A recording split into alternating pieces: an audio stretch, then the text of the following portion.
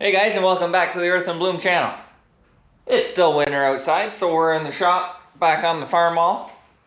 As you've seen in that disappointing first video, we didn't get it going. So we didn't have a fuel system hooked up.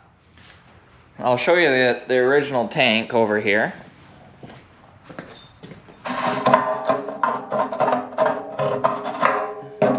I'm not sure, get a flashlight out for you. So as you can see, it's pretty nasty in there.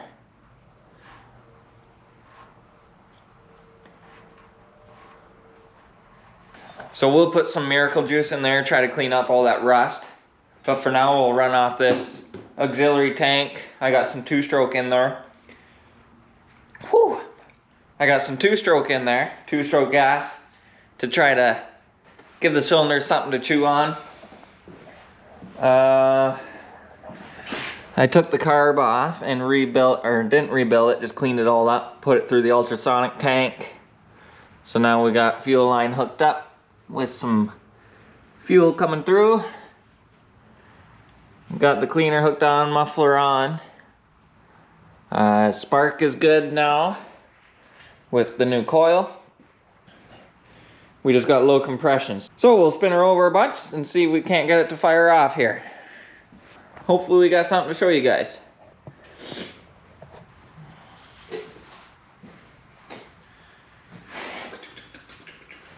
Alright, battery is hooked up. A little bit of throttle. Choke. Contact.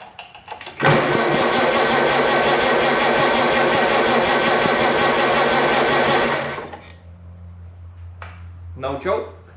Contact.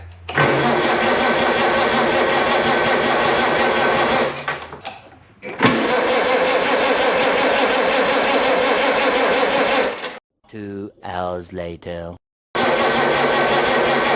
Alright, come on. I put a little happy juice in there. Let's see what happens here. Contact.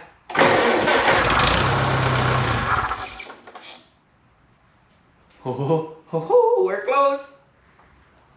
All right. Contact.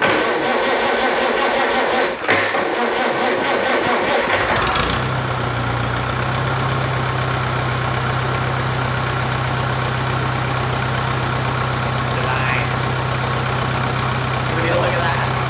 It runs good too. It sounds good.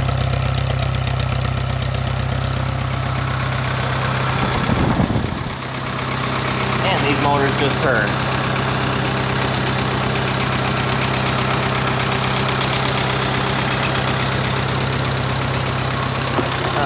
We got oil pressure. A whole lot of it.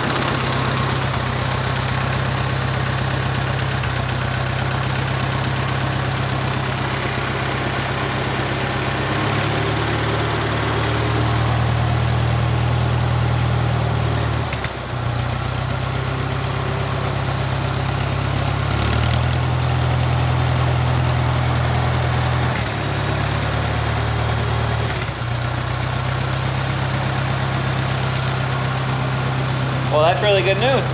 It means we didn't get totally ripped off. Okay, so everything seems to function. Transmission is working. Clutch is about 50%. Brakes work.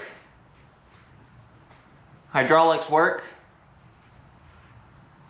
So I think we're gonna put a little bit of money into it, get her working perfect.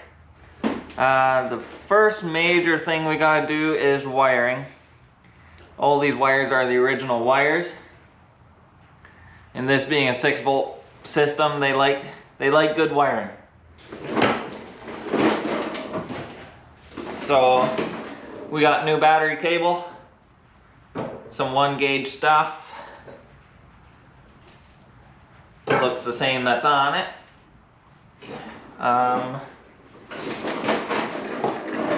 And we got a bunch of terminals and heat shrink and all the jazz. We'll just do the wiring one wire at a time. So as you can see, this is all the wiring. It's all original stuff. There's bare rub showing down in there. Then that's the harness, comes up and it just plugs into areas there. So I'm thinking we'll build one wire at a time, just so we know what's what and what goes where. So I think first step is to take that control panel apart. Pull this fancy dancy fuel tank out, spill a little bit of fuel. Looks like there's 2 bolts at the bottom here we gotta take off. I don't know what they are, but we'll take those off. And then the panel should be free. We'll get these rods out of the way.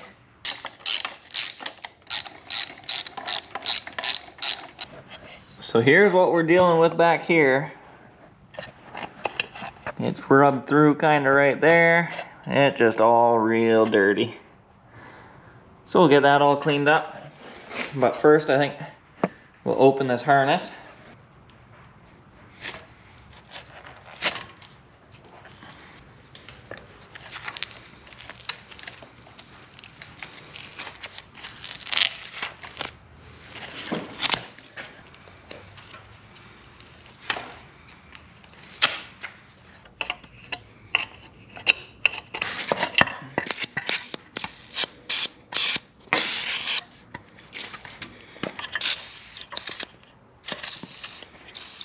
Everything in this area can use some PB blaster.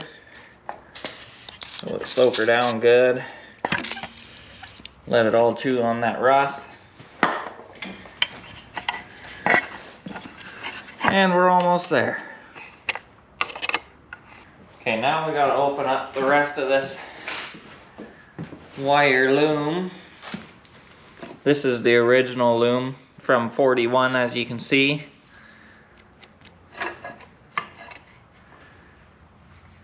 We might be able to not open it up. Let's see if we can. We'll trace wires the original way here. Snip that off. Alright, grab your multimeter. You just put your multimeter in ohms right there, so when they connect, it'll beep. If wires are in a loom like this, you can trace wires, so connect your one lead to the one end you're trying to find over here. And I think this is the big wire down here, wherever it went, right here. Yeah, see, it's that wire. And the other side of that amp gauge goes over here somewhere.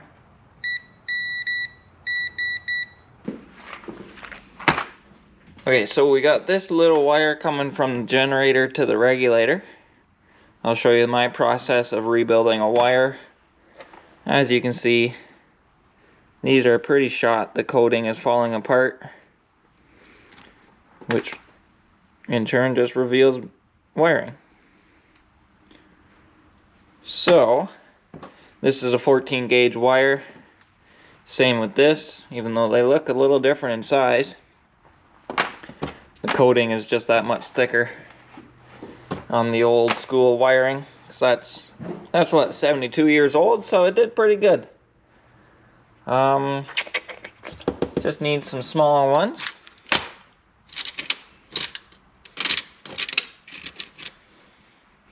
I'm gonna go see if that size fits the regulator. So this is our regulator.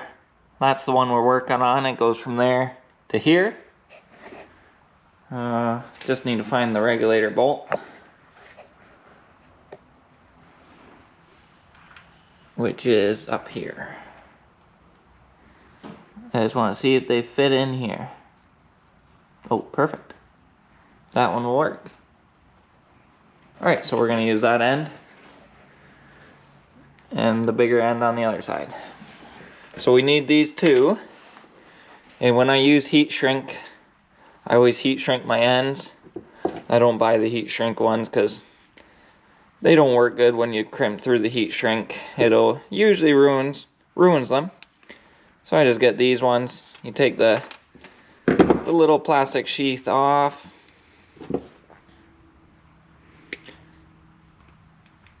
Just give them a little spin and a little tug.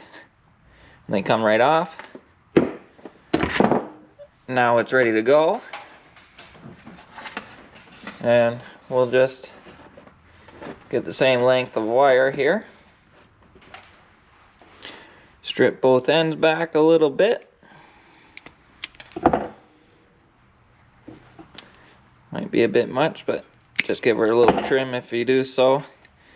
You want it to just come through just like that. Put on your heat shrinks so you don't forget them. And we'll crimp number 1 here. Get it on there seated nice. I can't find my good crimpers.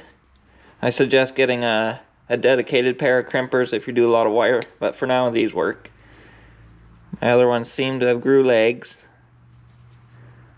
Find your spot and just squeeze. Your crimp will kind of look like that. Tug on it. If it comes off, then you got to recrimp it. But that one is good. Heat shrink, slide up and over. Get your heat gun. Melter on.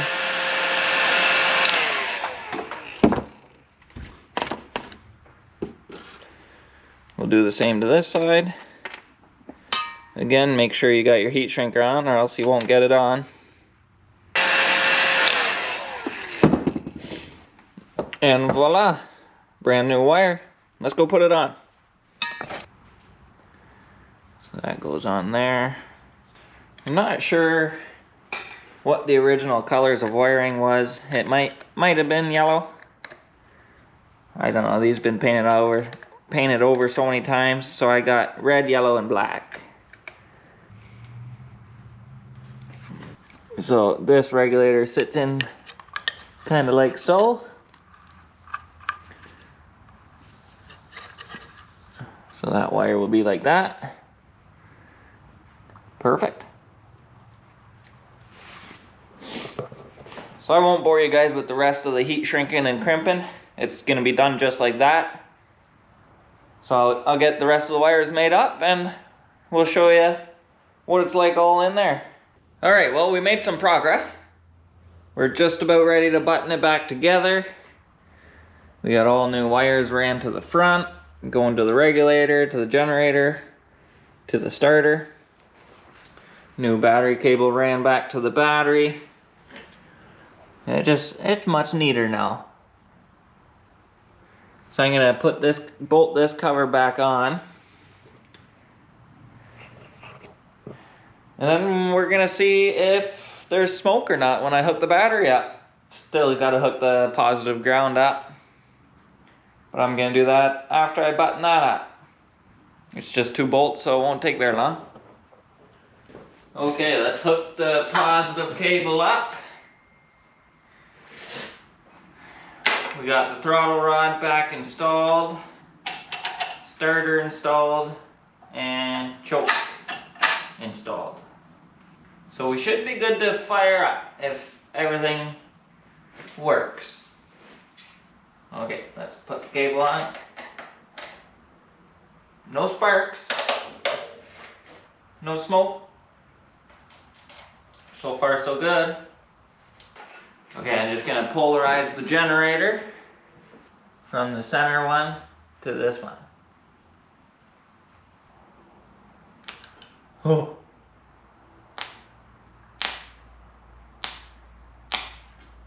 It scares me every time. Every time there's a spark. I'm not one for electrical digicals. Alright.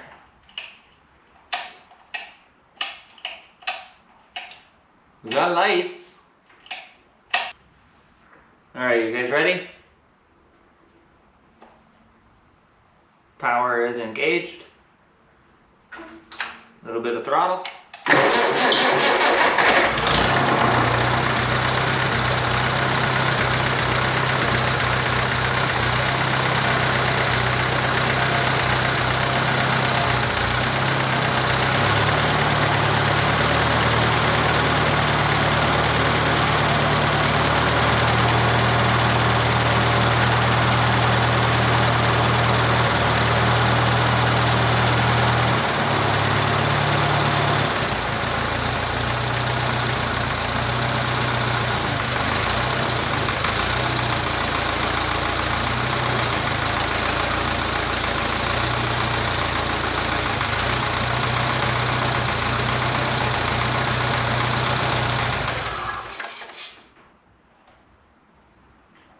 Oh, we got no fuel. We got no fuel on it. It needs this. Better put this back on. Fuel tank installed.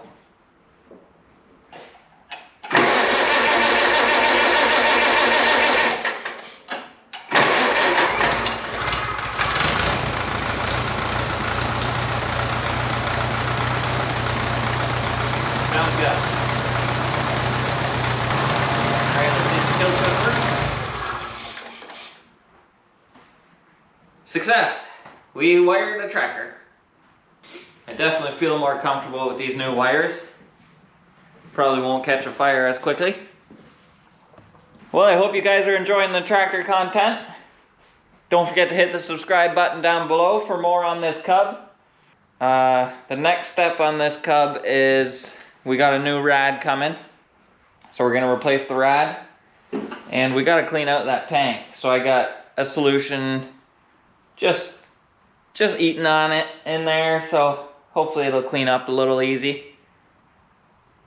But might need to rig it up on the concrete mixer or something to get some nuts rolling in there to loosen up all that rust in there. Anyways, the wiring was a success, so well, thanks for sticking around, working on the cub with me. We'll see you guys in the next one.